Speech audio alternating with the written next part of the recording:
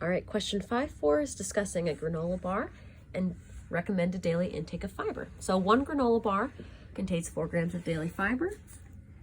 4 grams is 16% of my daily recommended amount of fiber. So on my number line, I already have the 4 grams labeled. What I'm going to do is now label my percent. What I'm looking for is how much the recommended daily intake of fiber is. So just like our last problem, I'm looking for the total number of grams I should be eating in one day. So I have my first fraction set up here, my grams over my percent. And I'm going to leave some room here for a giant 1.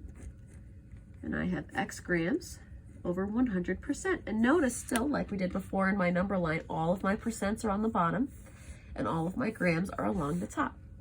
So I have my calculator here so I can work with you. It's going to work the same way even though my calculator looks a little different.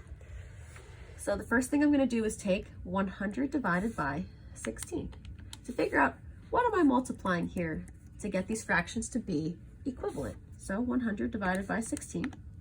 And this fraction actually isn't too bad. All right, you only have 2 decimals on there, but sometimes these fractions can look a little ugly. So it's nice to just continue to work through it in this routine. So 6.25 and 6.25. Now notice I didn't clear this out of my calculator. This answer has already been stored. So the next thing I'm going to do is just hit times. And notice how the word answer shows up. And I'm going to multiply it by what I have in my numerator here, which is 4 grams. So I'm just going to hit times 4. And there's my nice simplified answer. So my total daily intake of fiber is 25 grams.